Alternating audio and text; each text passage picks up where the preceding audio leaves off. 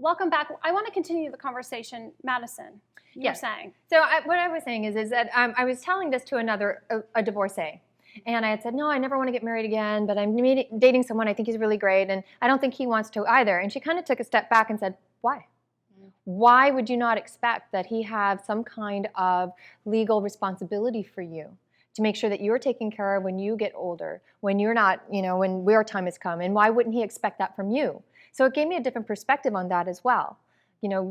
There is that legal thing. Who's taking care of who? In 2008, when the economy crashed, a lot of families crashed as well because they were both legally responsible for each other and on each other's credits. When one lost their job and went bankrupt, it hurt the entire family. Yes. I mean, is that a reason to possibly avoid legally getting married?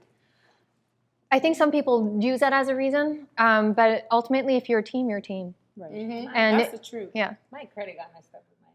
My credit was messed up before I got married. Right, yeah. She was saved through marriage. Probably, yes. Well, I wanted to talk about in kind of moving onto a new leaf, being a stay-at-home mom. And I know you were a stay-at-home mom for some years, weren't you? Yes, for a long time. For a long time. How long? Probably still a stay-at-home mom. For about 8 years. Is that what you wanted to do when you became a mother? No. I think I wanted the whole career. I wanted to be in D.C. listening to jazz music, drinking wine, laughing, ha ha ha. And I didn't get that. I got married, and life went bloop. And I had my daughter, and fell in love with her, and the whole family thing. But I still strive for my career. But now it's more like, okay, it was so important.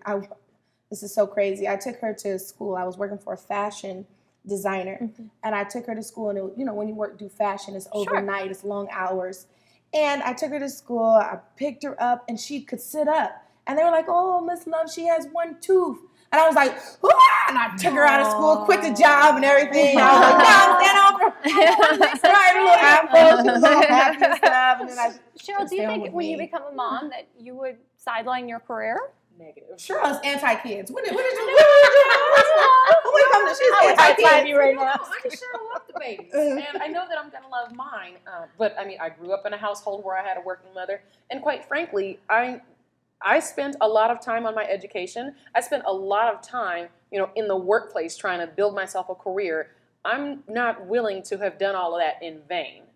I have goals that I want to accomplish. I don't think that would ever be in vain because it's made you the woman you are. You know what? That's true. But then how do I demonstrate to my little girls, my hypothetical little girls? You might. And how do I demonstrate to my son, the kind of woman that he should be striving to try to meet?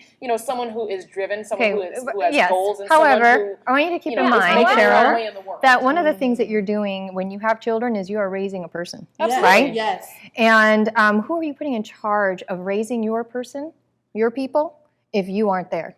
Well, you know what? That's something I'm going to have to face. Absolutely. That's a sacrifice I'm willing to make. But is it because for me, yes, I'm a working mom, but it is not my ideal.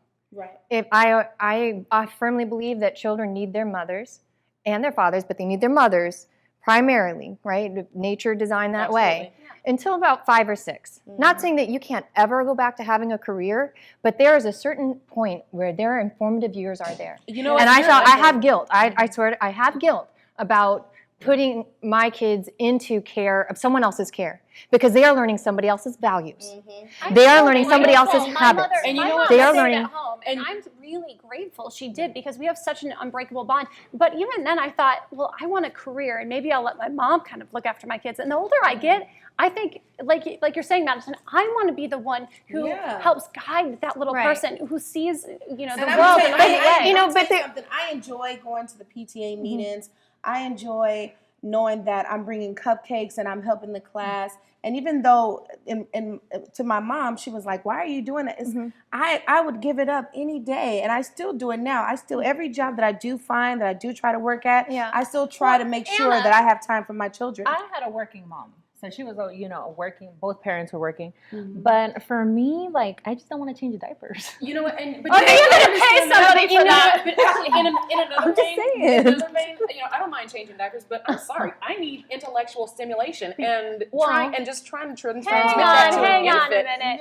I'm gonna go crazy. Okay. Go nuts. Well, you can read a book. At the end of the day, You that's can your read a job. book. Adult conversation. But you know, have but you have a partner. You have a partner, What right? works for you Yeah. doesn't necessarily What work I'm saying for is me. you don't- can't assign yours to me. No, I'm not saying that. But if your career comes first, there's nothing wrong with choosing to have a career over having a family.